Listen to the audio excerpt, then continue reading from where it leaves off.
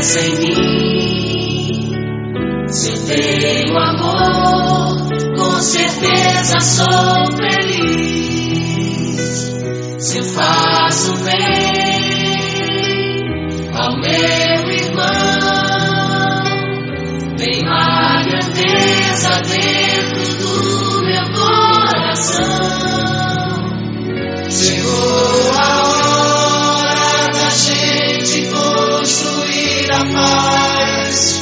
Ninguém suporta mais o desamor. Pois é, gente. A partir de agora, aqui na Rádio Brasil Espírita, Ciência e Espiritualidade.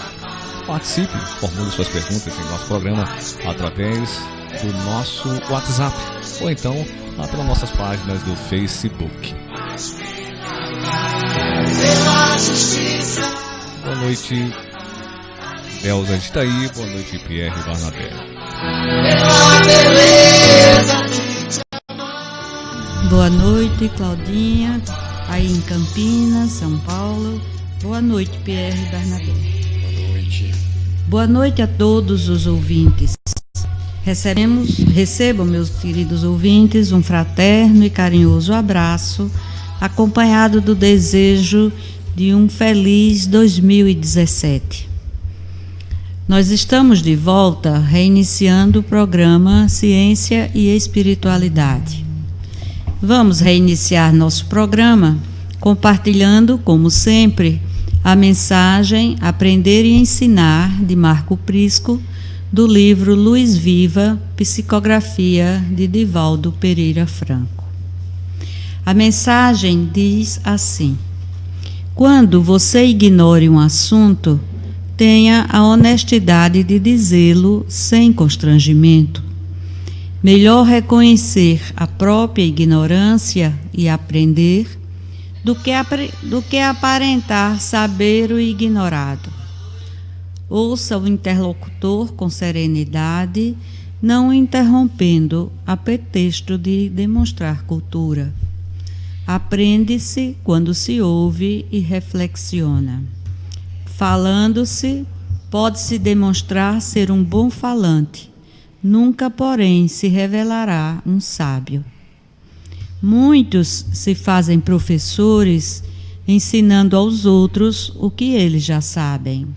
Os verdadeiros mestres esclarecem pelo exemplo, usando a palavra somente quando isto se faz indispensável. Ante a angústia que asfixia as criaturas, auxilie sem vozerio e sem imposições verbais. Coopere com amizade e estimule com paciência para que o ouvinte se libere da carga emocional constritiva. As disputas verbais exibem rivais insensatos. Aprenda com serenidade. Somente quem sabe ouvir para aprender tem recursos para ensinar. Que mensagem bonita e que nos leva a tanta reflexão. Nos leva a compreender a beleza da humildade intelectual, a grandeza de sentimentos que devem nortear as relações interpessoais. O nosso programa de hoje, iniciando esse ano de 2017, ele continua com o propósito de nos apresentar várias possibilidades de trabalhar as questões de ciência e de espiritualidade, trazendo para reflexão temas que serão abordados nas perspectivas da ciência e da espiritualidade, independente da questão religiosa. Esse propósito, contudo, está alinhado com nossa visão de mundo, aqui no programa. De modo que em todos os temas nós abordaremos também a perspectiva e interpretação sob a ótica espírita, entendendo que a doutrina espírita faz a síntese metodológica entre ciência, filosofia e religião, como nos ensina Allan Kardec. É a partir desse fundamento que nós conceituamos o programa como ciência e espiritualidade, uma perspectiva além de fronteiras. No ano passado, 2016, tivemos a alegria de apresentar 20 programas, cumprindo a meta proposta em relação aos temas e aos convidados escolhidos. Nós apresentamos os temas Ciência e Espiritualidade, Caridade e Promoção Social, Educação e Espiritualidade, Sobre a Morte e o Morrer, Justiça e Espiritualidade, Autoconhecimento como Proposta para a Saúde, Evolução e Espiritualidade, Conceito Ampliado de Saúde e Pesquisa e Espiritualidade. Tivemos, assim, a satisfação e a honra de recebermos convidados muito especiais, como o professor Gilvão Barros, grande orador espírita, a professora Maria Valéria Correia, atual reitora da Universidade Federal de Alagoas, e o vice-reitor, o professor José Vieira da Cruz. Recebemos também o professor Paulo José Medeiros Costa, reitor em exercício da Universidade de Ciências da Saúde de Alagoas, o Dr. Gerardo Campana, médico psiquiatra e psicoterapeuta transpessoal, Dr. Isaac, defensor público do Estado de Alagoas, Dr. Ricardo Santos, médico cardiologista, também orador espírita, doutora Maria Cristina Figueiredo, enfermeira, doutora em cuidados paliativos de pacientes, doutora Ana Deise Rezende Dória, ex-reitora da UFAL e atual secretária de Educação de Maceió, e a doutora Emília Freitas, doutora em Educação da Universidade Federal de São Carlos, a UFSCar. Como o programa é feito para você, querido ouvinte, recebemos especialmente muitas perguntas durante e após o programa, através das diversas mídias de que dispomos. Continuamos a convidá-lo para participar. Você é o nosso endereço. Participe, comente, faça sugestões. Conversaremos com muita sinceridade, com muito respeito e amorosidade. Ainda em 2016, estendemos à academia a proposta do debate entre ciência e espiritualidade. Em outubro, realizamos uma mesa redonda em evento promovido pelos alunos da Uncisal, com o apoio da reitoria, e em dezembro, realizamos mais uma mesa redonda, desta vez durante a Semana de Biologia da UFAL, Ciência e Espiritualidade, além das fronteiras. Foram momentos muito significativos e, na ocasião, citamos nosso querido Paulo Freire, quando escreveu, aspas, estarei preparando a tua chegada, como o jardineiro prepara o jardim para a rosa que abrirá na primavera. Pierre, que rosas estaremos plantando em 2017 em nosso programa? Boa noite, Delza, boa noite, Márcio, Claudinha, lá em Campinas, todos os ouvintes. A gente vendo essa retrospectiva 2016, realmente aumenta a nossa responsabilidade, né, dentro da temática de ciência e espiritualidade, dos diversos temas, para 2017.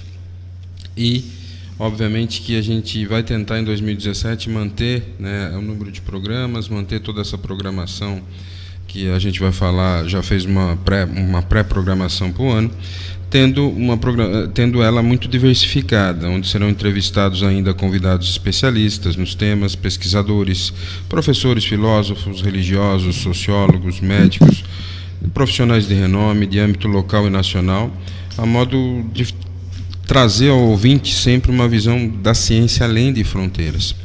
Então, obviamente, nosso molde vai continuar no mesmo, 2 programas mensais.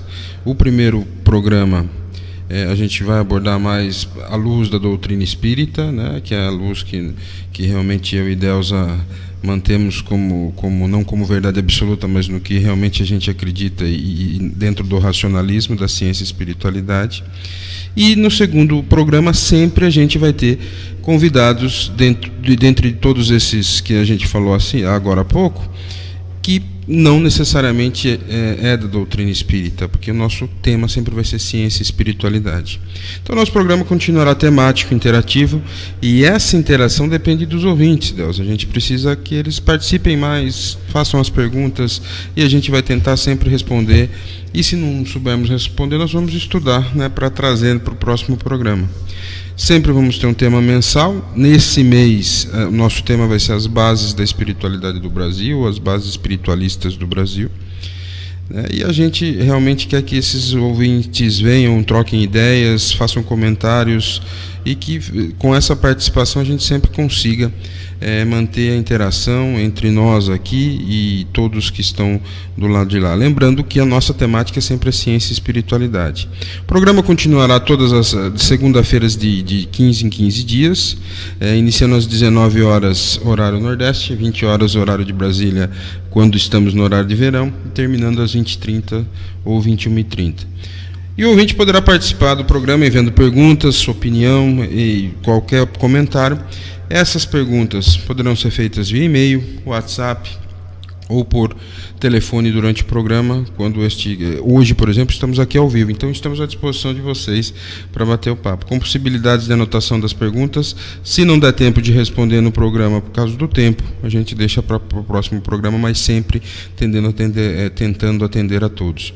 Os nossos temas para 2017, a gente já fez uma prévia e a gente escolheu os seguintes temas: as bases da espiritualidade do Brasil, a mulher e o conceito sócio-espiritual, o acaso e Deus, a mídia na adolescência, ética, política e espiritualidade, destruição, sofrimento e progresso, contradições humanas, sono e conexão espiritual, a espiritualidade dos animais, a era da biotecnologia, mente, cérebro em uma dimensão consciencial.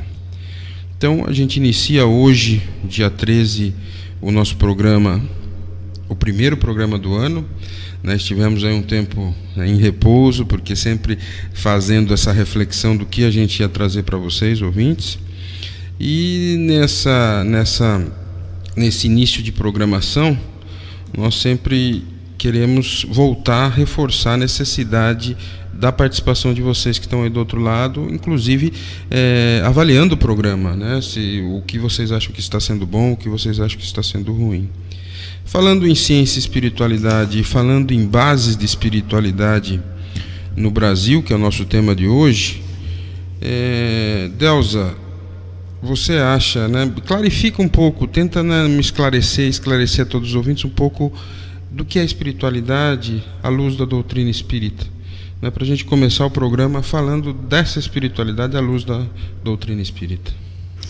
Sim, muito bem, Pierre, que boa a sua pergunta. Eu acho também que é importante iniciar os comentários à luz da doutrina espírita, principalmente tentando esclarecer o que é espiritualidade nessa ótica. O Livro dos Espíritos, que é o primeiro livro da doutrina, codificado por Allan Kardec, ele traz a diferença entre espiritualismo e espiritismo. E esclarece também a diferença entre espiritualismo e espiritismo. Então, materialismo e espiritualismo e espiritismo. Lá no livro, ele diz o seguinte, aspas, espiritualismo é o oposto do materialismo. Quem quer que acredite haver em si alguma coisa mais do que a matéria é espiritualista. Não se segue daí, porém, que creia na existência dos espíritos ou em suas comunicações com o mundo visível. Então, Pierre, por esse conceito, a gente já percebe que a espiritualidade, ela independe de religião. A espiritualidade estaria ligada à transcendência, portanto, à capacidade da pessoa de ir além, de saber que há algo mais, muito mais além da matéria como a conhecemos. A noção de espiritualidade, assim, Pierre pressupõe que o ser não se limita à matéria, como a conhecemos, como a matéria ainda hoje é conhecida. Já a filosofia materialista, ela entende que tudo é matéria, não havendo nenhuma possibilidade da existência de alma, de espírito ou de qualquer outra expressão que não sejam as chamadas condições concretas materiais.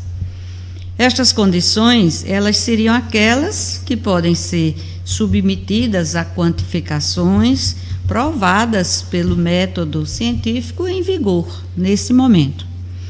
Estas condições, elas seriam suficientes para explicar todos os fenômenos que se apresentam à investigação. Inclui-se nesses fenômenos os fenômenos mentais, os fenômenos sociais e históricos, não somente os fenômenos biológicos ou físicos.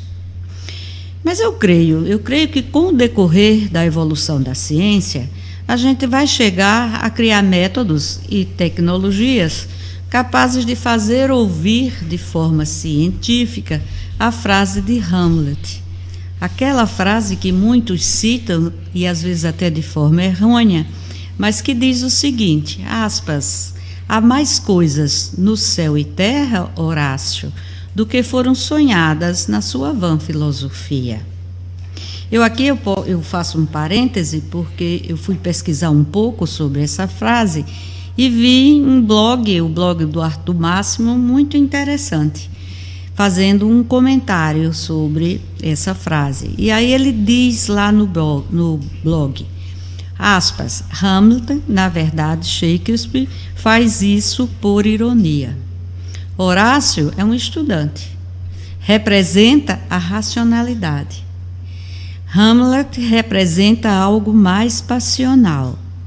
Mas em nenhum momento Hamlet classifica a filosofia ou a racionalidade como vãs e fúteis.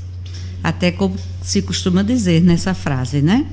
E ele continua, seu propósito é outro, mostrar que, embora a filosofia e a racionalidade sejam essenciais para o ser humano, elas não respondem a tudo. Há mais no mundo, coisas que a razão não consegue explicar. Por isso é temerário legar todas as soluções da existência ao nosso limitado cérebro. Fecha aspas. Gostei muito dessa citação em torno do comentário dessa frase tão citada, que está lá do mesmo jeito que é muito citada, ser ou não ser, eis a questão da mesma obra, né? Em síntese, todos aqueles, portanto, que intuem, que creem ou sabem haver algo além da matéria, é espiritualista.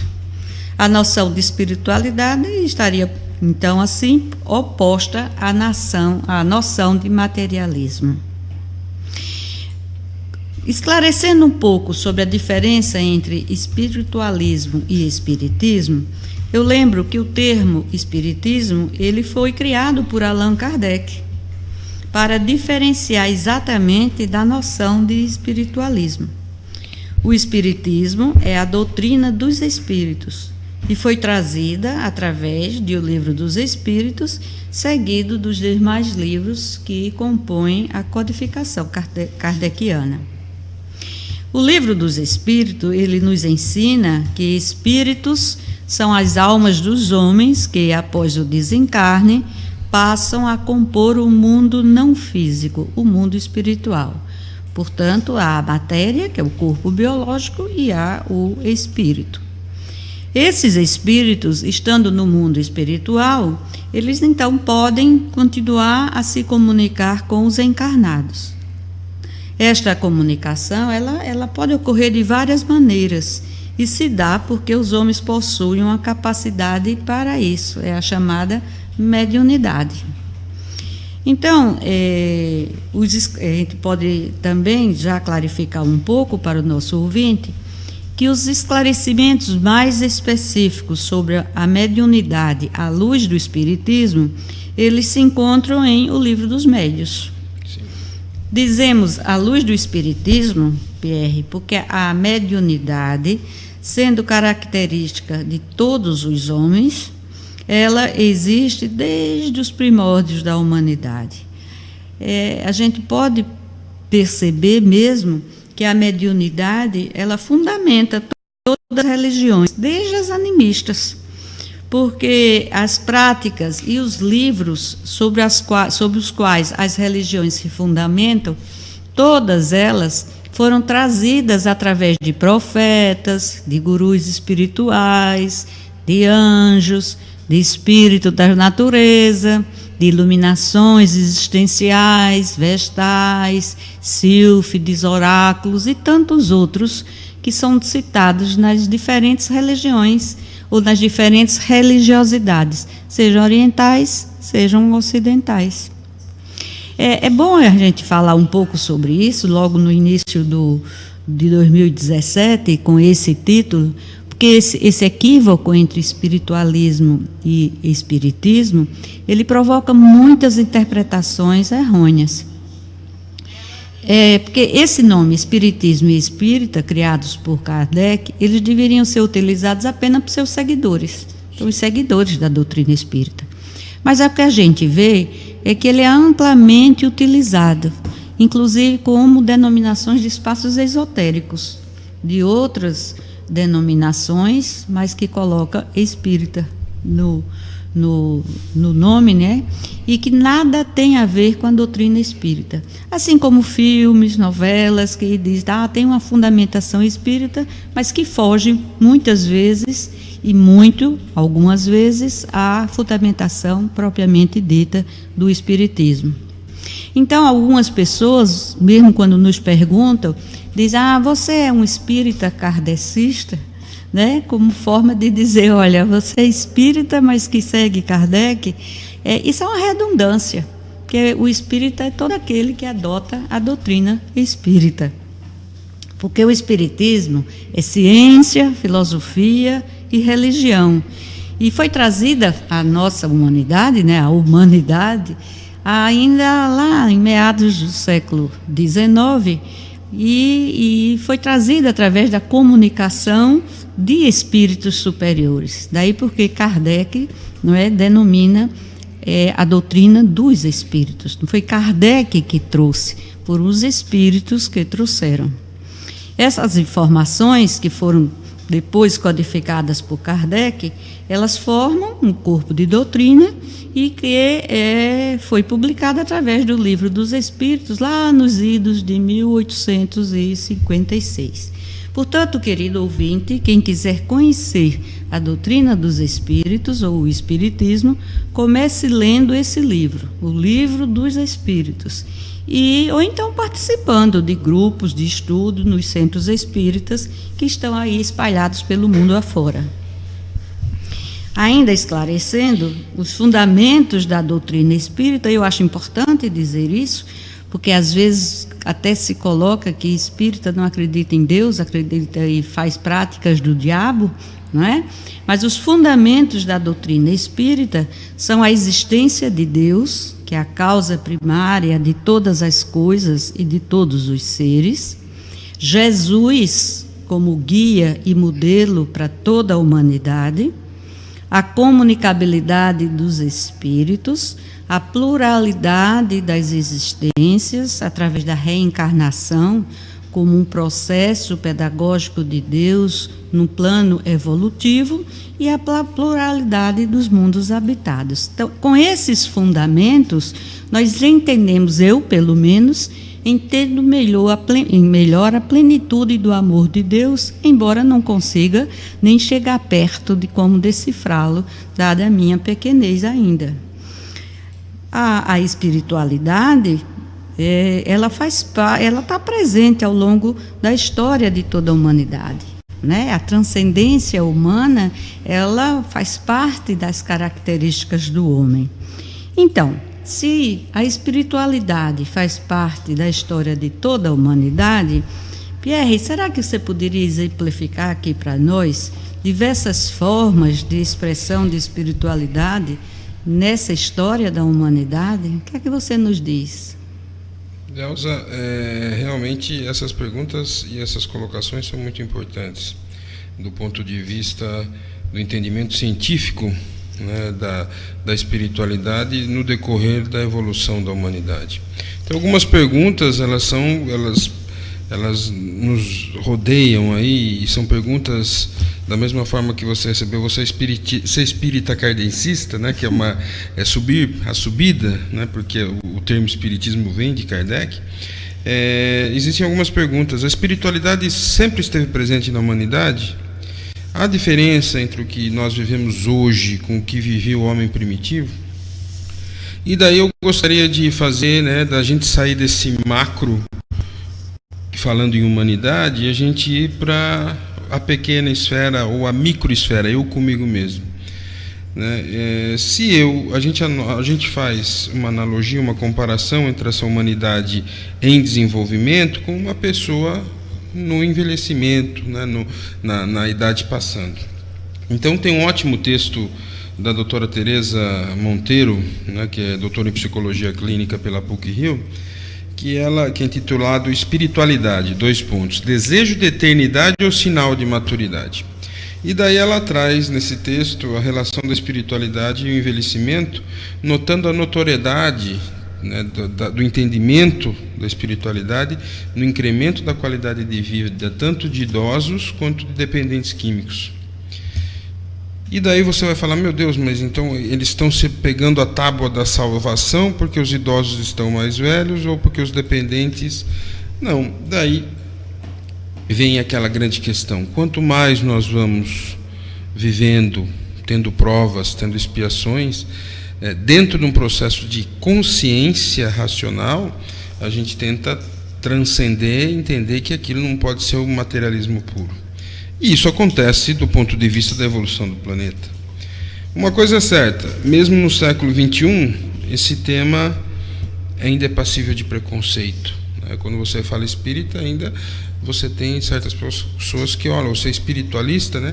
Porque, na verdade, a gente trabalha no espiritismo, né, como a espiritualidade raciocinada. Eu vou falar daqui a pouco a diferença entre mediunismo e mediunidade. E a gente vê que tem muito pouco ainda na literatura acadêmica e científica, mesmo com vários trabalhos aparecendo, mas que realmente consiga provar dentro do materialismo da ciência, dentro das comprovações metodológicas que são aceitas atualmente. E daí você falou muito, disse muito bem, né, que você tenha fé que um dia a gente tenha ferramentas para provar isso de uma forma, uma certeza que a gente tem. Então a gente tem essa pergunta, ela é uma pergunta que já foi também levada para a academia científica. Tem, por exemplo, um livro, né, Spiritual Well-Being, a Neglected Subject in Quality of Life Research, quer dizer, né, o bem-estar espiritual é um veículo, é um sujeito, é um tema ainda negligenciado na qualidade de vida, na pesquisa da qualidade de vida das pessoas. Isso é de 78, mas a gente vê que, mesmo com todas as pesquisas que a gente trouxe durante o ano passado, a gente ainda tem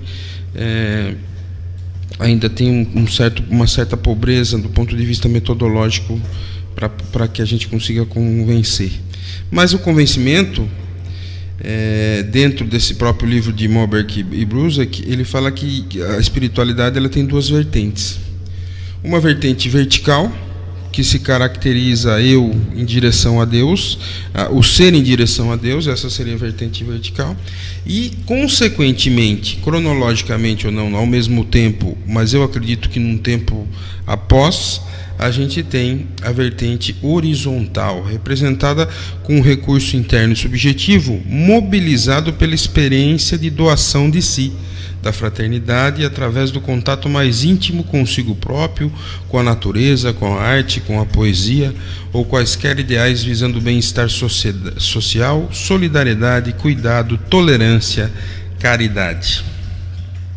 Veja só, ele traz em 1978 duas vertentes de espiritualidade. Então, obviamente, que a gente, durante a evolução da humanidade, provavelmente nós desenvolvemos, eu acredito dessa forma, e aí é mais uma posição pessoal do PR, a gente desenvolve primeiro a vertical, querendo chegar a Deus, e depois a gente entende essa horizontal, que seria fora da caridade, não a salvação que o Espiritismo traz. E se a gente estudar desde John Murphy, e Herculano Pires traz isso no livro Espírito e o Tempo, lembrando que o livro Espírito e o Tempo é o 7º melhor livro espírita do século XX, é um livro que, para quem gosta de estudar, vale a pena. Ele diz que o homem é o produto da evolução, tanto no seu corpo quanto no seu espírito. O ser humano passou por diversos graus evolutivos e foi o espírito que o tornou especificamente humano. E com isso, obviamente, se a gente estudar mais a fundo essa espiritualidade na humanidade, a gente vê que há um desenvolvimento e diferença de acordo com a era que vivemos no planeta, mostrando como os espíritos disseram a Kardec que o espírito evolui de forma individual, mas ele está inserido num planeta compatível de espíritos, a maioria na mesma vibração, visto que temos desenvolvimento dos planetas a partir nos homens ou nos espíritos em que eles habitam, ligado diretamente com o desenvolvimento da vertente horizontal, da caridade, do amar a Deus sobre todas as coisas na vertente vertical, e ao próximo como a nós mesmos na vertente horizontal, como Jesus nos colocou.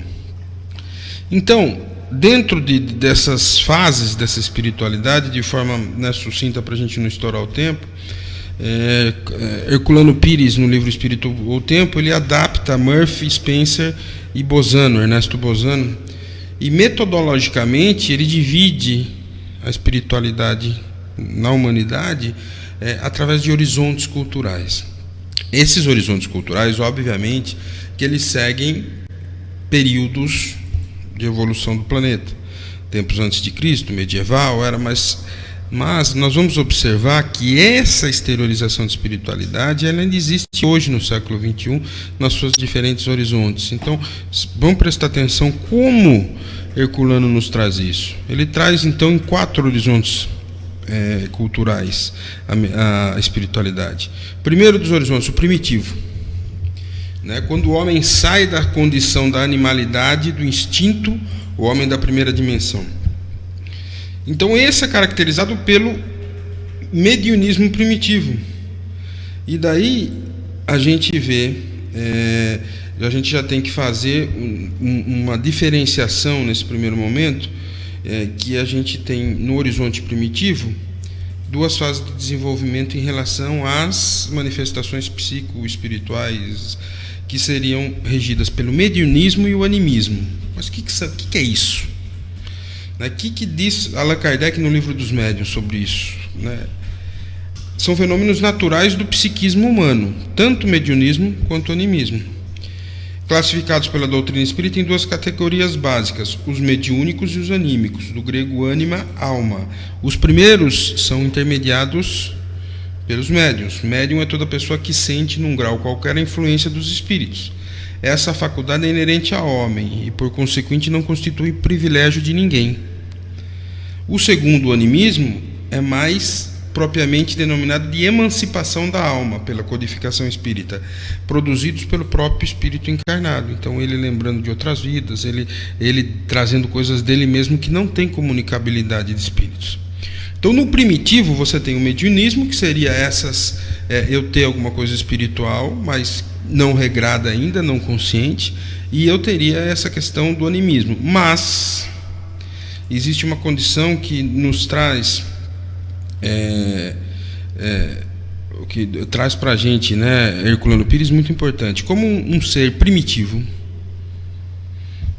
saindo da animalidade, vamos lá do macaco indo para o ser humano, como que esse ser teria animismo? A capacidade de pensar, né? Então Herculano ele questiona isso, que na verdade as primeiras manifestações nesse horizonte cultural provavelmente eles eram mediunismo e não animismo. Então ele divide essa era em duas, esse horizonte cultural. O horizonte tribal, né? Inicia-se a primeira lei natural, moral, contida no terceiro livro dos Espíritos, que é a adoração. Né? Adora-se alguma coisa que é sobrenatural, que não dá para explicar. Segundo Kardec, a adoração é o resultado de um sentimento inato do homem, desenvolvido nessa fase mais de animalidade. Então, essa fase de animalidade, quando ela começa a ter adoração, ela caracteriza, obviamente, uma transição, né? Onde ainda é regida por instintos, mas e que as forças da natureza são muito analisadas como deuses, né? A força do vento, a força do sol, a força né, da lua. E essa seria então aquela fase do horizonte primitivo tribal, que é a primeira. Na segunda, a gente já dentro desse horizonte ainda é o agrícola. O que é o agrícola? As tribos começam a domesticar animais, ter culturas. Então o materialismo já começa a ter um materialismo que tenta negar os agentes espirituais. Mas como atribuir, né, quer dizer, essa questão, e daí vem aquela pergunta, como atribuir à mente e animismo atos de um povo primitivo, mesmo tendo, né, essa questão. Então, você tinha ainda formas sedentárias de vida social.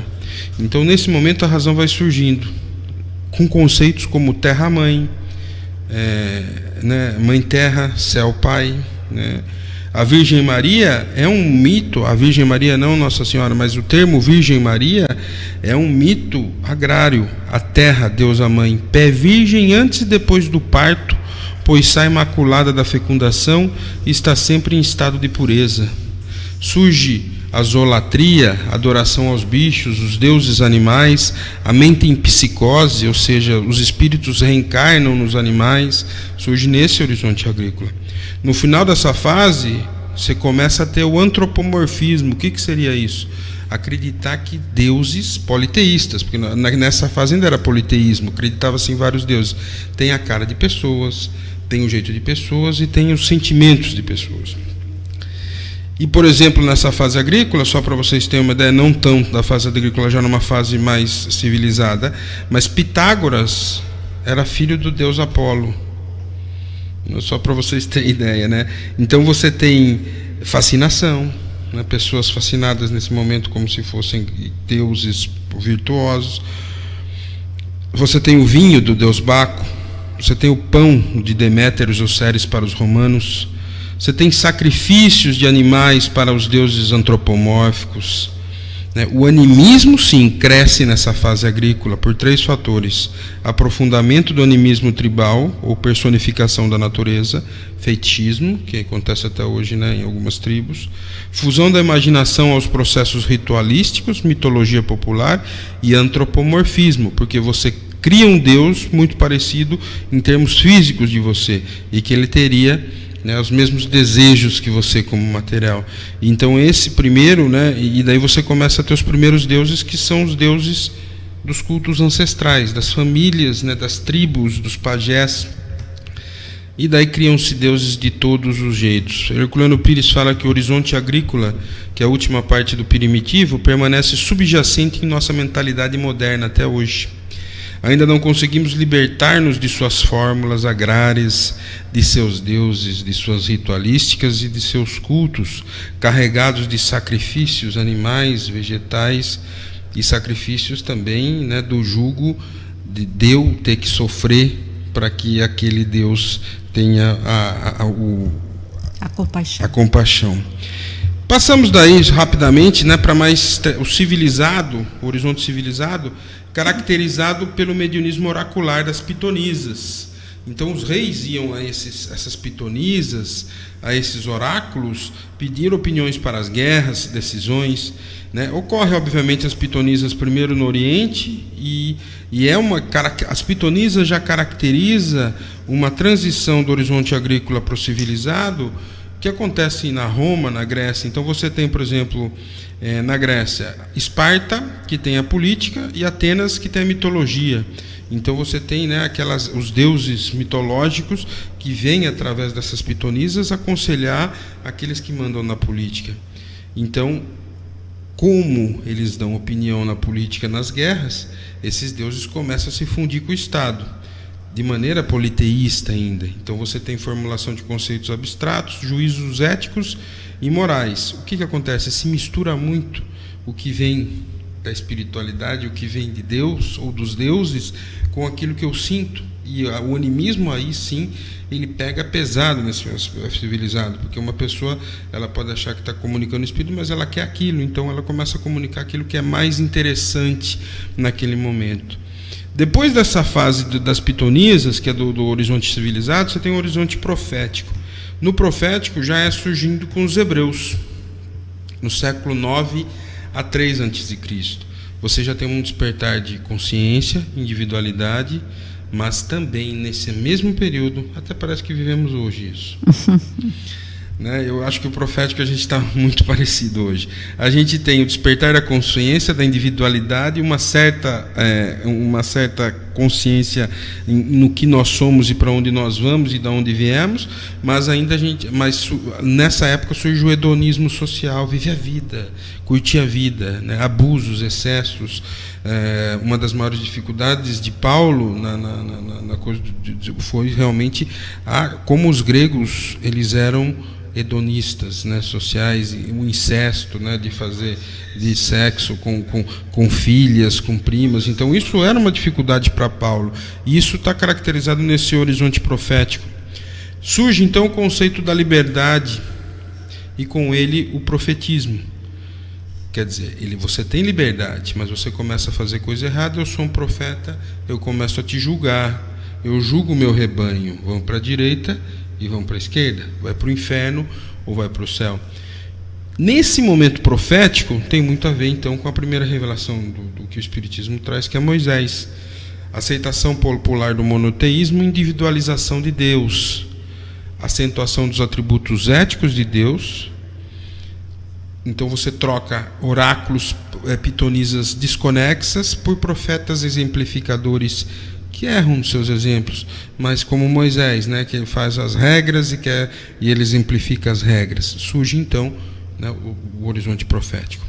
E por último, surge o espiritual, que seria o da espiritualidade consciente, da espiritualidade com razão, a transcendência humana, que é caracterizada, obviamente, com a chegada de Jesus. Mesmo falando em alegorias, né, ele troca qualquer oráculo e qualquer profeta. Ele respeita o que os profetas disseram. Ele fala: eu não vim mudar a lei, mas eu vim cumprir a lei, falando do judaísmo e da reencarnação. Mas ele traz individualismo e análise racional às manifestações. Obviamente que isso se caracteriza nesse horizonte espiritual.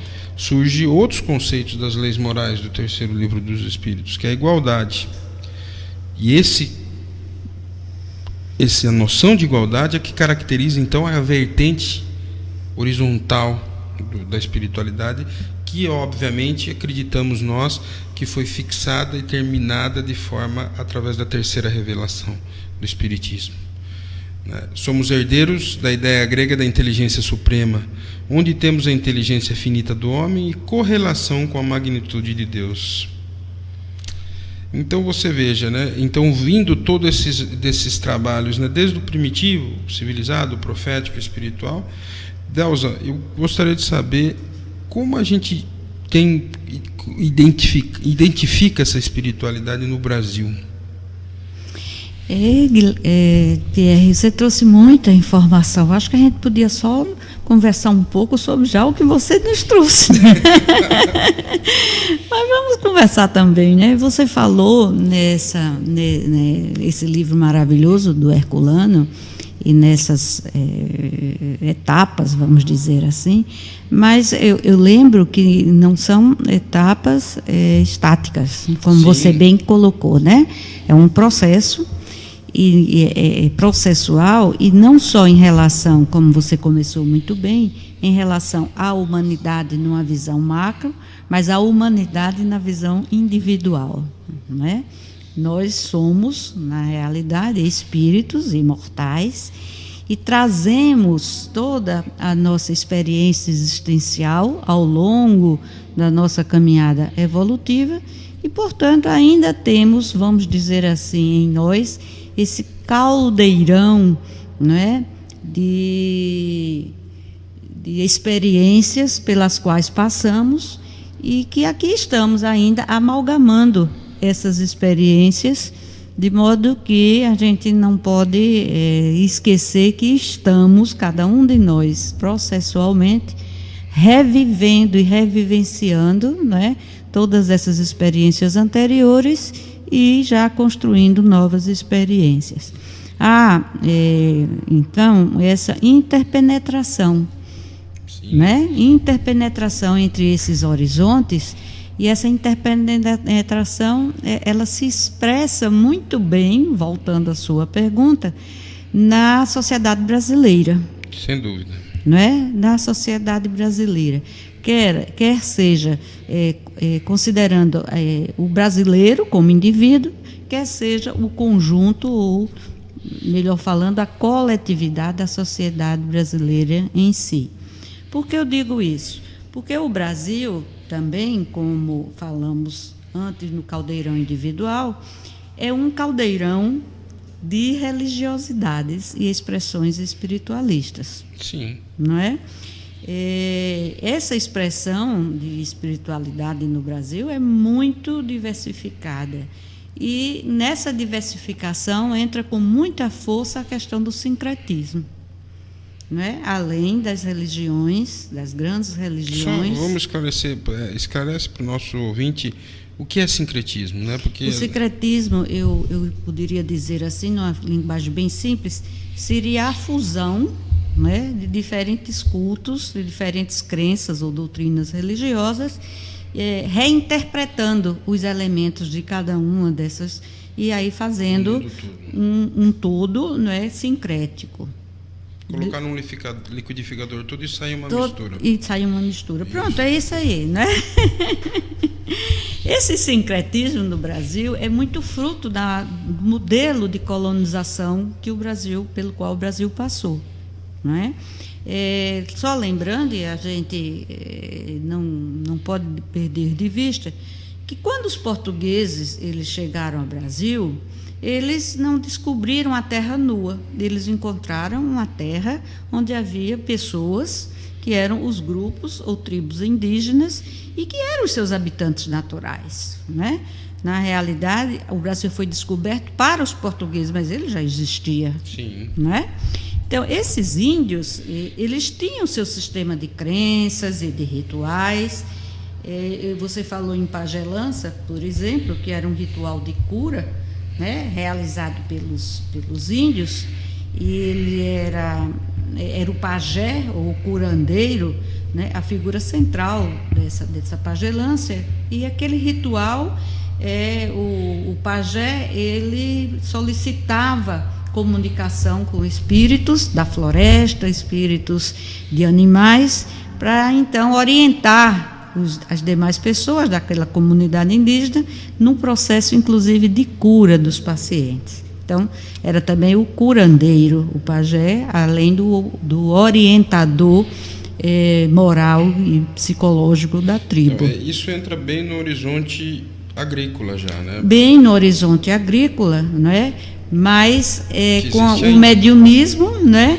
E a ideia de fazer isso para ajudar o outro, não é? Já também começa a gente perceber a vertente, o eixo horizontal da imanência humana, né? Bom, quando os portugueses, então, se depararam com esses rituais, por exemplo, com a pagelança e com o modo de vida dos indígenas, eles vinham para cá com uma religião muito arraigada, que era o catolicismo. E acreditavam, né, que era o catolicismo a verdadeira religião. Então, o que é que eles fizeram? Iniciaram logo praticando uma intolerância religiosa, né? Eles assumiram a pretensão de transformar aquelas crenças indígenas em crença católica. Uma coisa interessante dessa época, só para fazer um rapidinho, é que, na verdade, já nessa pagelança, no horizonte agrícola, a gente tinha as manifestações metapsíquicas, né, que também são né, o parapsicológico, que é o espiritual, né, e entre eles tinha a ectoplasmia. Isso. E daí vem do catolicismo, não mexa com os espíritos, que eles têm que ficar quietos. Então isso também foi um dos medos, né, para que se fizesse o catolicismo empregado naquela época. Então vejam bem, então quando começaram a vir, né, os portugueses, eles trouxeram, já nas primeiras naus, já vinham muitos franciscanos, né, era uma proporção muito, muito próxima entre um franciscano para poucos embarcadiços, e aí eles assumiram que tinham que converter, né? Claro que não numa visão, a gente não pode considerar numa visão de ruindade, vamos dizer, de maldade, mas numa visão, inclusive, de trazê-los, né, para Deus. O Deus verdadeiro que eles acreditavam através do catolicismo. Então, quando a gente, por exemplo, estuda sobre toda a pompa e a importância da primeira missa celebrada no Brasil, em 1º de maio de 1500, né, a gente esquece, de certa forma, de considerar que aquilo foi uma afronta, e uma afronta nada cristã, aos habitantes do lugar onde os portugueses chegavam, né? Então, por quê? Nenhum dos dois tinha a espiritualidade do ponto de vista da vertente horizontal. Ou até os índios poderiam ter que tinha mais do que os próprios portugueses. Talvez a gente nem pode fazer essa afirmação, me parece. Afirmação que não, mas tipo, como a gente afronta o respeito característico. O respeito característico ao outro, né? Essa questão do amar o outro como o outro é. Isso. Né? Então, também vieram logo depois, todos os jesuítas com essa missão de cristianizar ou catolicizar, vamos dizer assim, os indígenas, né? Todos os Anchietas, onde tem, por exemplo, atualmente o santo José de Anchieta. José de Anchieta. Né? Isso teve, claro, o que foi que ocorreu a partir daí na nossa construção de sociedade até o momento atual. Parte desses indígenas se converteu. Sim. Verdade? E aí foi como iniciou-se o movimento do sincretismo religioso. Quer dizer, esse colocando no liquidificador o que se acredita com o que se apropria para sobreviver dentro das suas crenças ingênuas ou iniciais. Mas aí também vieram outros europeus, né? Nós tivemos invasão holandesa, invasão francesa, e esses europeus também vinham com outras religiões, e nesse caso principalmente o protestantismo.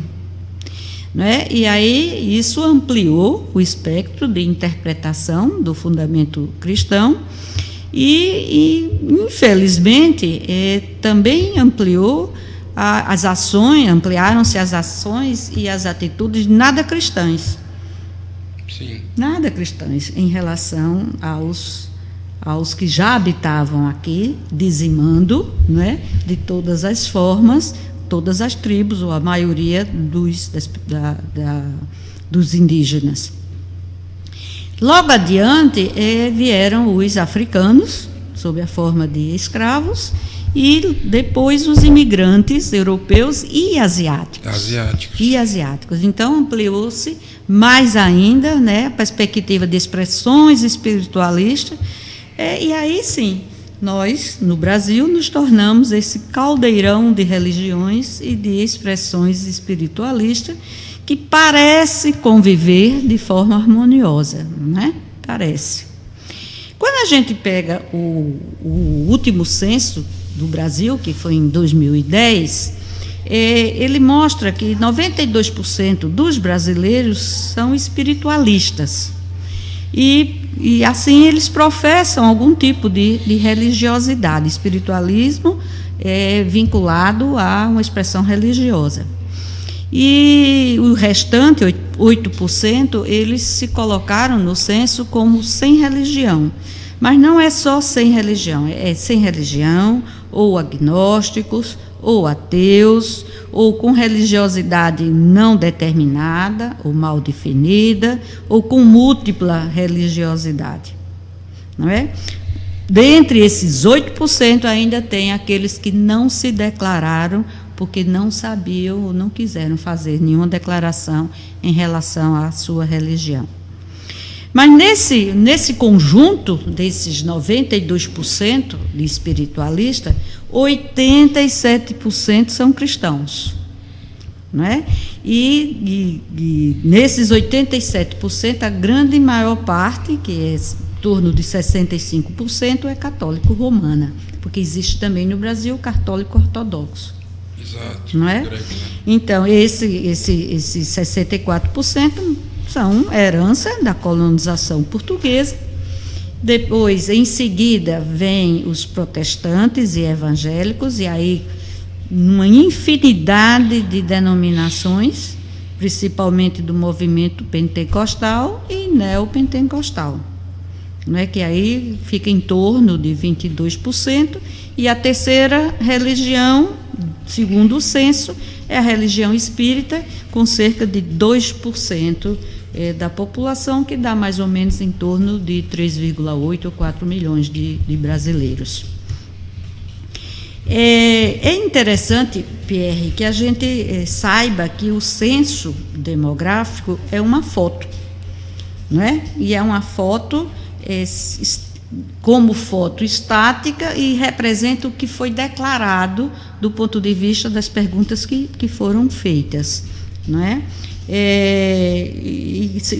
Conforme a gente analisa por esse ângulo, a gente vê, por exemplo, que no livro Religiões em Movimentos, o censo de 2010, que é um livro publicado em 2013, pela editora Vozes, é de Faustino Teixeira e vários outros autores, cada capítulo é por um autor, mas é organizado pela Renata Menezes. Ele faz uma análise sobre as repercussões socioantropológicas dos resultados do censo de 2010 em relação às religiões no Brasil. Então, esse caldeirão religioso no Brasil. Em um dos artigos, que é do Bernard Legoy, ele diz o seguinte, aspas, o espiritismo brasileiro passou nas últimas décadas por um processo de transformação, de minoria religiosa perseguida pela alternativa religiosa legítima, certo? Então, de minoria religiosa perseguida para alternativa religiosa legítima, que oferece explicações de sucessos, conforto para aflições e cura espiritual de infortúnios, a partir de uma doutrina que se prende simultaneamente, científica, que se pretende, melhor falando, simultaneamente científica e religiosa. Então, de fato, entre o censo de 2000 e 2010, houve um crescente e demonstrado, não é, em termos de números, aumento do espiritismo. E houve também isso que ele coloca, não é? Diminui a perseguição, embora em tempos mais recentes, o próximo censo é 2016, a gente vê que isso está novamente tomando alguma forma, a partir inclusive de sectarismo de alguns grupos religiosos. Temos 4 perguntas já? Então vou correr. Para concluir, né? É interessante, por exemplo, a antropóloga Clara Mafra, ela diz que talvez seja mais correto afirmar que os declarantes estão resistindo a indicar sua múltipla pertença.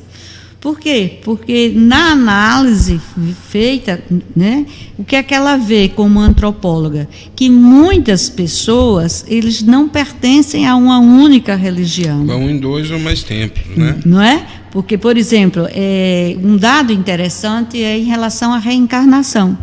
Apesar de ser somente 2%, em termos 2,2% espíritas, né, a gente tem 47% que acreditam na reencarnação e acreditam na reencarnação à afeição espírita, como processo evolutivo, não é? Isso é interessante a gente ver, né? As religiões afro-brasileiras, elas decresceram, estão mais ou menos no total de menos de 1%, e as outras religiões um pouco menos do que 2%. E aí a gente encontra budistas, judeus, messiânicos, esotéricos, islâmicos, e surge crescendo um grupo, o que é classificado como roasqueiros, que é o grupo de Santo Daime e da União do Vegetal. União do Vegetal. Não é? Então, são grupos que estão... Há na minha leitura, para vir para esse programa, a gente encontra também religiões pagãs e neopagãs, classificadas como tal. Uma religião pagã. Pagã. Como funciona isso?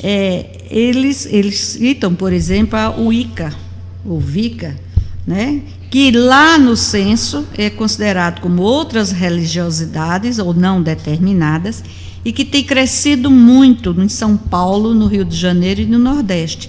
E são religiões que, inclusive, algumas têm crenças em deuses pagãos ou mesmo em deuses do mal. Religiões, né, vamos dizer, de magia negra. Então a gente está voltando para o tempo das pitonisas.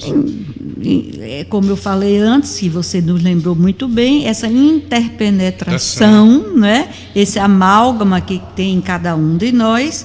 Por exemplo, as religiões no Norte e Nordeste, as tradições indígenas, como pagelança, catimbó, jurema, terecô, está voltando com uma celeridade, né, muito grande, inclusive aparecendo muito, não é, na mídia, na grande mídia.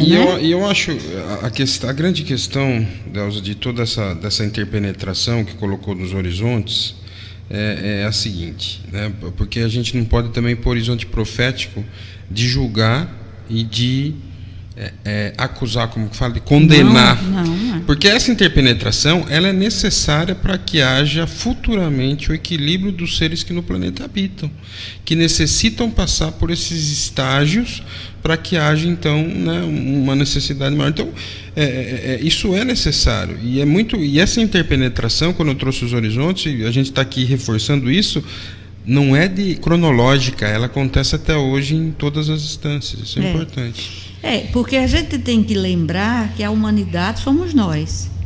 E que a gente não pode falar nessa interpenetração, nesse amálgama de religiosidade ou de espiritualidade da humanidade, sem nos esquivando dela participar. Somos também assim, né? Quantos de nós, em diferentes religiões, nós não somos ainda proféticos, animistas, né? Ainda quantos de nós não adotamos, inclusive, rituais, não é? Que caracterizam muito bem, por exemplo, a adoração, não é? A etapa da adoração. Sim. Que está lá atrás ainda, no início da construção da humanidade. E no início da construção da consciência do que a adoração que traz o terceiro livro no Livro dos Espíritos. Só para fazer uma síntese, num blog, o blog do Adriano Lucas, eu encontrei as 10 maiores religiões no Brasil. É um blog interessante, que é sempre os 10 mais de algum fato. Então, na sequência, do 1º ao 10º, seriam católicos, evangélicos, espíritas, testemunhas de Jeová, Umbanda, budismo, candomblé, novas religiões orientais, e aqui a gente encontra Hare Krishna, Seixanoe e outros, o judaísmo, e no 10º as tradições esotéricas, como, por exemplo, Cabala, o Vale do Amanhecer, não sei se você já ouviu falar, eu já ouvi também, não conheço, mas é algo grandioso, me parece, que existe lá em Goiás. Bom, Pierre, esse é o espelho, né, da religiosidade da população brasileira. Eu reputo de muito bom decisão nossa de iniciar esse ano com as bases da espiritualidade no Brasil, porque, como você diz, em conhecendo a diversidade religiosa que nós somos como brasileiros, é que nós podemos reconhecer o outro na forma que o outro é, no que ele acredita, com todo o respeito, com o exercício da alteridade, e reconhecer que a gente está mesmo em busca pelo sagrado. E essa em busca pelo sagrado, nos tempos de hoje, eu tenho, do ponto de vista antropológico, com certeza a gente vai ter muito mais explicações, muito mais comentários no próximo programa, quando vai estar aqui a antropóloga, doutora, professora da universidade, professora Raquel.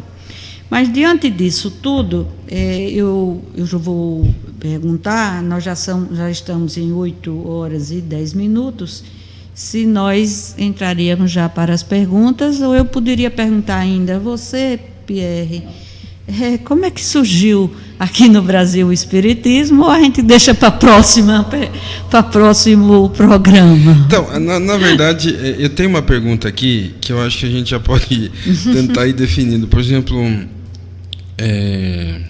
boa noite, sou diácono da Igreja Católica.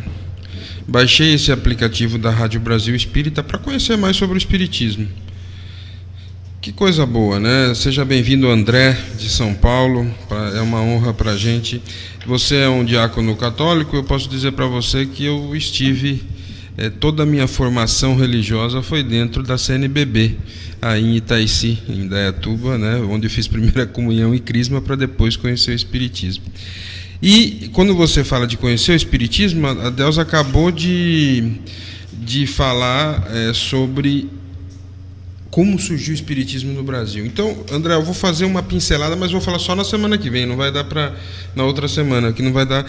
Eu tinha trazido um texto, inclusive, que é uma dissertação de mestrado, né? Daqui a pouco eu vou citar, mas o Espiritismo, ele nasce de mesas girantes na França, né? Que as mesas começaram a girar, né? E Kardec, que na verdade Hippolyte Léon Denisard de Rivail, que era um estudioso que estudava magnetismo, né? E ele foi ver essas mesas e, começando a estudar, obviamente não por acaso, ele começa a ver que a coisa não era bem magnetismo. E rapidamente, né, para você entender, ele começa a estudar e começa a colocar a razão, né, o seu olhar racional em cima daquelas manifestações, das reuniões que aconteciam com comunicação e tudo isso. E só para vocês terem uma ideia, né, Delza, depois semana que vem a gente continua, em 1854 Kardec começa a estudar, né, procurando ver se era o magnetismo ou não. Em 1853, nós tínhamos no Brasil as mesas dançantes, né, que aconteciam no Rio de Janeiro, e o Jornal do Comércio do Rio de Janeiro, né, em 14 de junho de 1853, o Diário de Pernambuco, de 2 de julho do mesmo ano, e o Cearense, nas edições 3 a 26 de julho do mesmo ano, foram alguns periódicos dos brasileiros de jornal normal que noticiaram a maravilha das mesas. E os estudos no Brasil começam, obviamente a gente vai dizer depois, né, tentando identificar justamente na mesma voga que Kardec queria, tentando sustentar essas manifestações com a fenomenologia, com o magnetismo. E depois foram começar a estudar, e Kardec, obviamente, avançou muito mais do que no Brasil. Mas a gente vai continuar depois, porque a gente tem que responder. Mas quando surge em 1857 o Livro dos Espíritos, em 1860 já tinha Livro do Espírito no Brasil. E rapidamente, no Rio de Janeiro, que era a capital do Brasil, eles começaram a estudar como sociedade o Espiritismo, só que sem colocar em prática. E, na verdade, o Espiritismo é colocado em prática, sabe onde, pela primeira vez, ou não? Vocês têm ideia de onde? Na Bahia, né? Um intelectual baiano chamado Luiz Olímpio Teles de Menezes lê o Livro dos Espíritos e começa a fazer realmente o centro espírita, entre aspas, né? E começa a ter, inclusive, periódicos, inclusive desse grupo de Teles de Menezes. a Revista Espírita de 1866, se eu não me engano, cita a sua passagem e o que acontecia no Brasil. Muito interessante. Mas vamos responder a pergunta do André, só para... Eu estou colocando aqui uma coisa bem rápida, mas quando o Espiritismo surge no Brasil, ele chama a atenção de Dom Pedro II, que ia muito para a França, e da Princesa Isabel.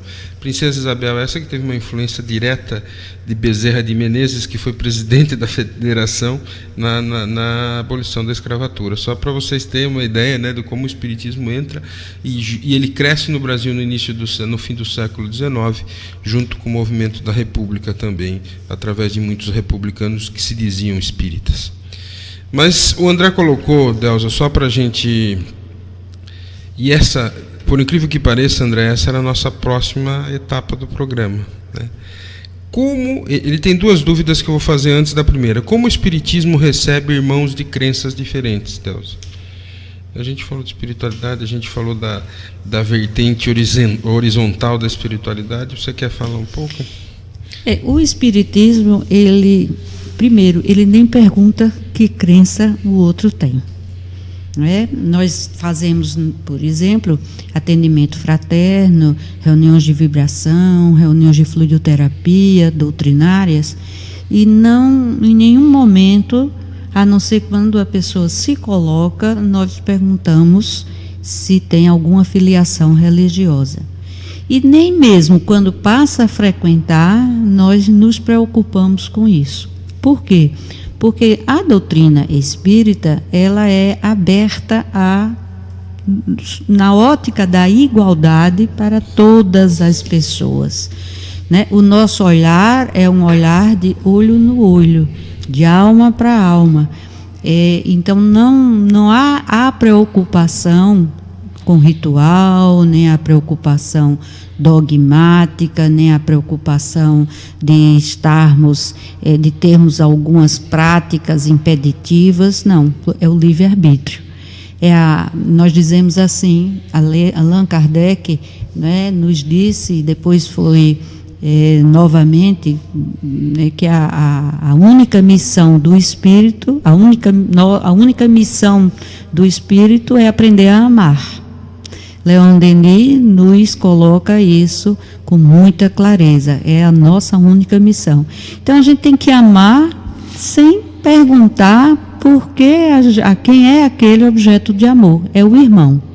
Né? É o irmão que está necessitado, o irmão que está passando por problemas, o irmão que tem necessidades quaisquer que sejam, que ao nos procurar, a gente conversa, faz o atendimento fraterno, a gente tenta orientar, a gente convida para participar, né, das doutrinárias, das atividades do centro, ou não, dependendo da pessoa, e respeita totalmente a crença do outro.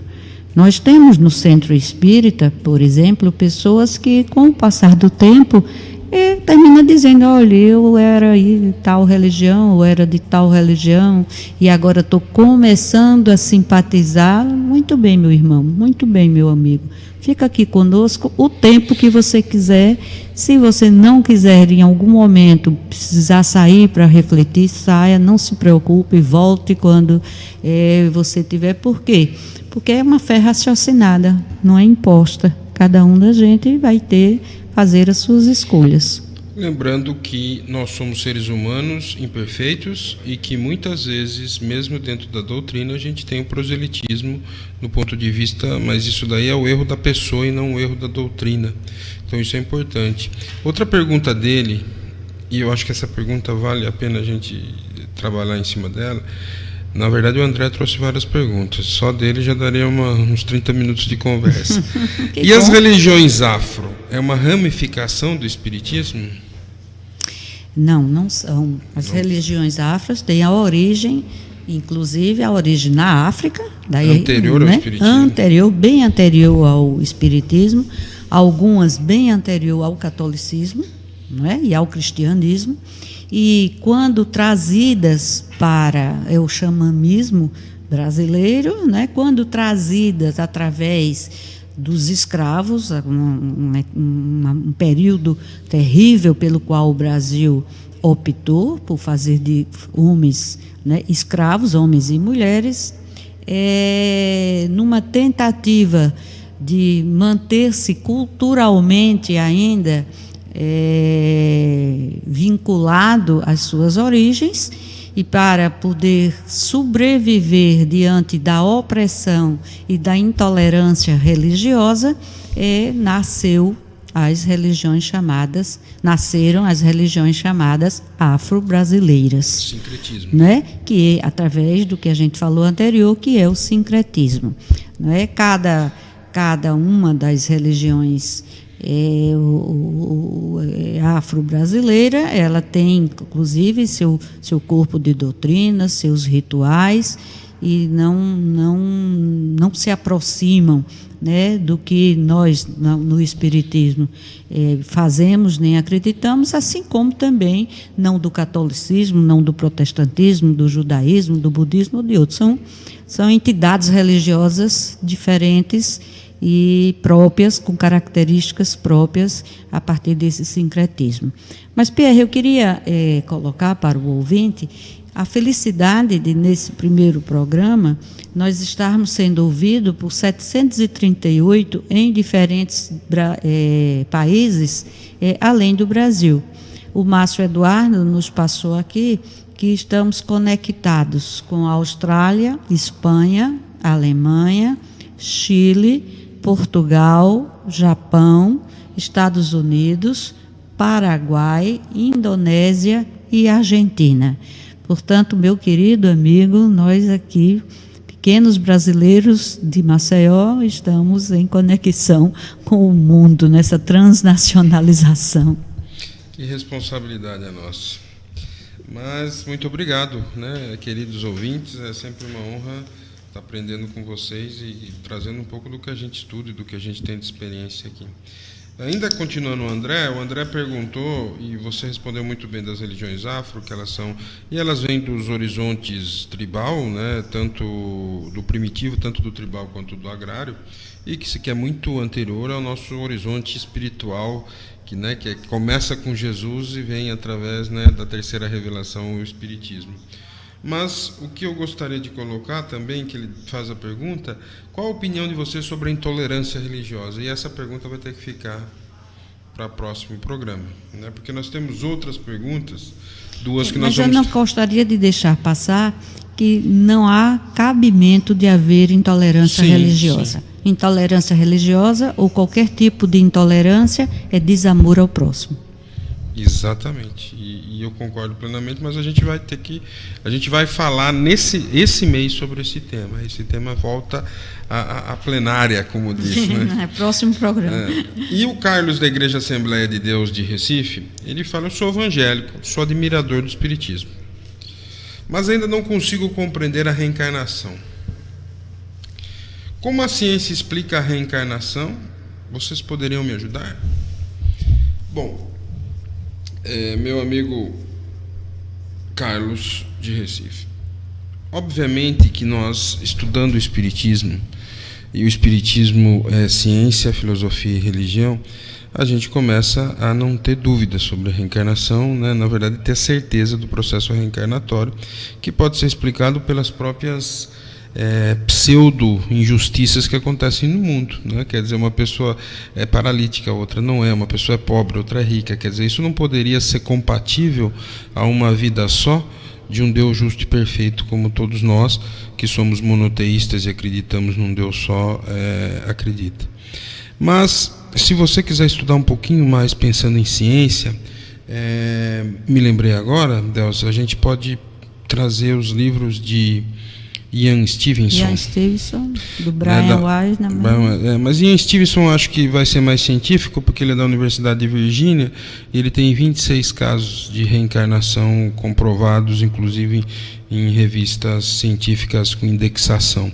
Então, Carlos, você acha na internet, se você quiser, você pode também entrar no meu Facebook, Pierre Barnabé, e eu te passo alguns PDFs sobre Ian Stevenson e a comprovação da reencarnação do ponto de vista científico que você está pedindo, mas em relação à ciência espírita e à ciência, né, a gente não tem dúvida disso. E se você ler o livro dos médiuns, se você ler a Gênese, você vai ver que as coisas se tornam muito mais claras. Começa pelo livro dos espíritos, né, mas depois indo para livro dos médiuns e Gênese, a gente não vai ter mais dúvidas sobre o processo reencarnatório.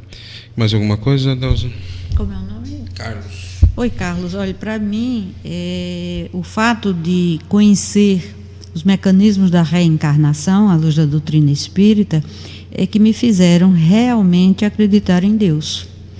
Exato. Não é? Porque, diante de todas isso que Barnabé citou, de Pierre citou, não é? A gente ter certeza do amor incondicional de Deus, não é? Sabendo do ponto de vista racional que, em sendo um espírito imortal, nós, por mais que a gente viva aqui encarnado, vai ser ínfimo em relação a toda a eternidade.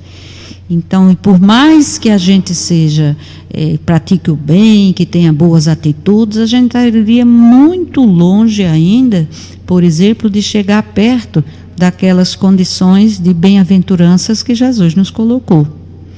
Então, diante disso, nós todos estaríamos, né, com poucas e honrosas exceções, fadados a ir para um fogo eterno, para ficar irremediavelmente sem condições, somente no sofrimento. Esse Pai, que justiça com amor, ele então, não é? Eu costumo dizer que a reencarnação é o projeto pedagógico de Deus. Assim como aqui nós precisamos passar por diversas classes de aprendizado, até ir aprendendo e lá ao final adquirir o diploma e sair formado, não é? Em alguma profissão. Também o processo da reencarnação, a Terra, este nosso mundo é uma escola, chamada Escola da Vida, e a cada encarnação ou reencarnação a gente vai aprendendo aquilo que não aprendeu na reencarnação anterior. Não estamos aqui reencarnados para sofrer, para ser punidos, numa conta de crédito e débito. Não, nós estamos reencarnados para aprender a amar. Jesus nos disse que toda a doutrina se resume em amar, em amor. Amar ao próximo, amar a Deus, amar ao próximo e amar a nós mesmos. Então, ele sabe que a gente é capaz de fazer isso. E para a gente fazer isso, meu amigo, é preciso que a gente aprenda muito, aprenda a tolerar, aprenda a compreender, aprenda a reconhecer o outro como ele é, aprenda a amar o outro como ele se apresenta, né? São muitas aprendizagens que a gente tem que fazer, e isso, a meu ver, e conforme a doutrina, seria impossível a gente galgar todas essas condições somente numa existência biológica. Muito bom, Delza. E só lembrando que o Espírito de Verdade nos coloca, espíritas, o primeiro mandamento, amai-vos, o segundo, instruí-vos. E nessa questão do instruí-vos, a Luana de Maceió faz uma pergunta: Pierre e Delza, como estimular os espíritas a despertarem interesse em estudar e pesquisar sobre a doutrina espírita? Eu não sei se nós temos tempo para responder isso, Delza, se você quiser dar uma... Mas eu acho que a gente poderia começar o próximo programa respondendo essa pergunta, mas se você quiser, fica à vontade. É uma pergunta que de fato ela se faz presente e necessária em todo o movimento espírita, né? O movimento espírita, ele está inclusive investindo muito nesse momento, né? A federação está apresentando inclusive cursos online, né, sobre os livros da codificação kardeciana, sobre a mediunidade. em todos os centros espíritas, há grupos de estudo. Eu mesmo participo em 3 grupos de estudos no Centro Espírita William Crookes, que é o estudo do Livro dos Médiuns, o estudo do Livro dos Espíritos, que eu participo já pela 4ª vez na minha vida, né? E a obra, toda a obra de André Luiz. As web rádios espíritas estão crescendo muito. Essa que nós estamos, por exemplo, a web rádio Brasil Espírita é um exemplo, 24 horas no ar, com quantos mil aplicativos já baixados? Quase 100 mil aplicativos baixados. Então, a gente tem uma oferta muito grande, mas, de fato, você tem razão, ainda é necessário muita motivação, principalmente no pessoal mais jovem. Agora mesmo vai haver um encontro dos jovens espíritas na Bahia, que vai ser maravilhoso, em Salvador. Meus netos vão com toda a alegria, e eu espero que desses encontros surjam novas sementes e novos frutos. Eu acho que a dificuldade do ensinar e da educação, ele não é só da doutrina, né? É de tudo, né? Nos dias de hoje.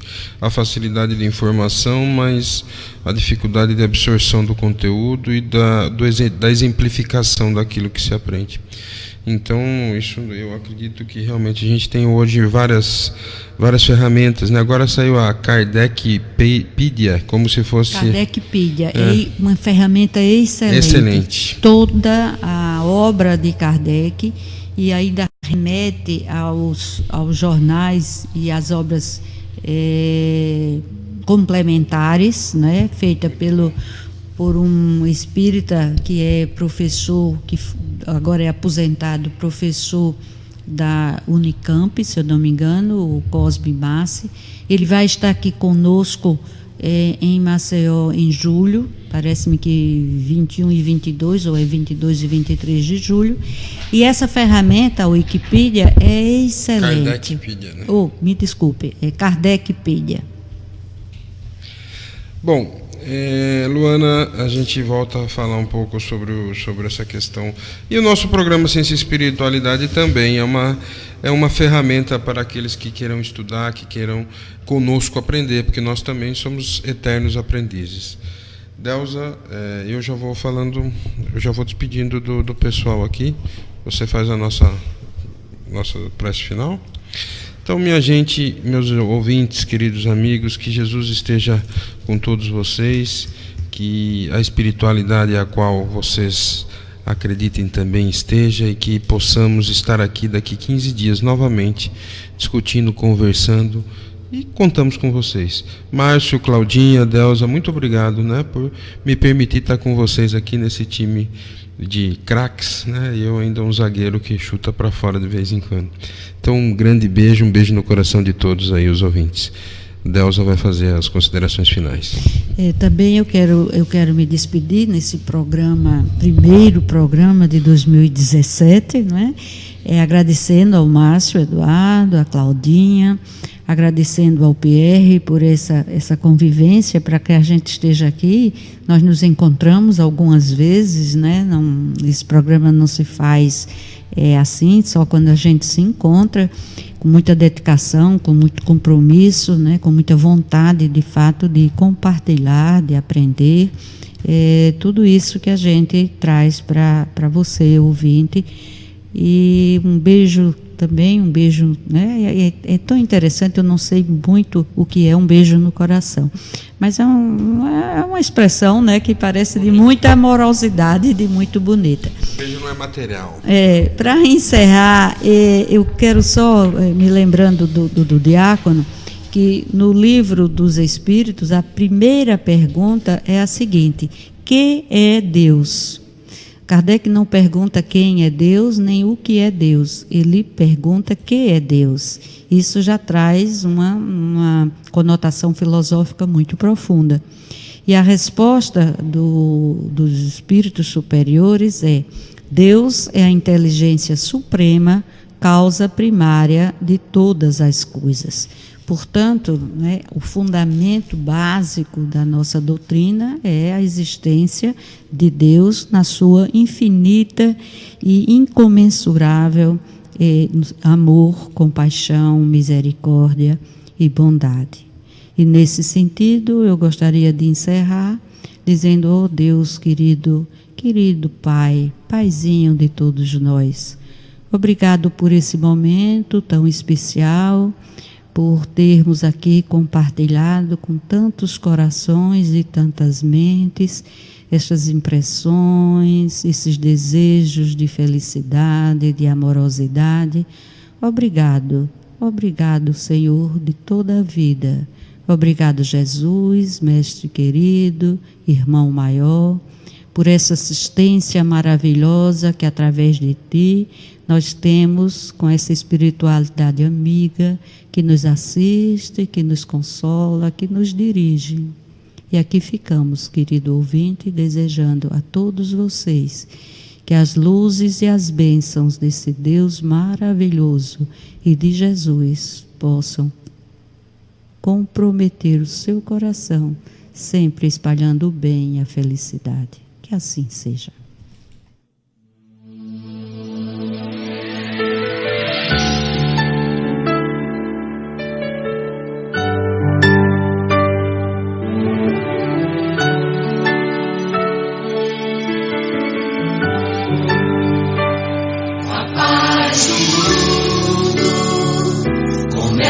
Em mim, se eu tenho amor, com certeza sou feliz. Se eu faço bem ao meu irmão, tenho a grandeza dentro do meu coração. Chegou a hora da gente construir a paz. Ninguém suporta mais o desamor. Paz pela paz, pelas crianças, paz pela paz, pelas florestas, paz pela paz, pela coragem de mudar. Paz pela paz, pela justiça, paz pela paz, a liberdade, paz pela paz, pela beleza de te amar.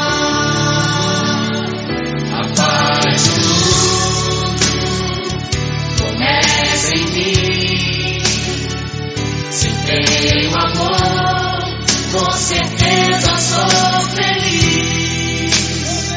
Se eu faço bem ao meu irmão, tenho a grandeza dentro do meu coração. Chegou a hora da gente construir a paz.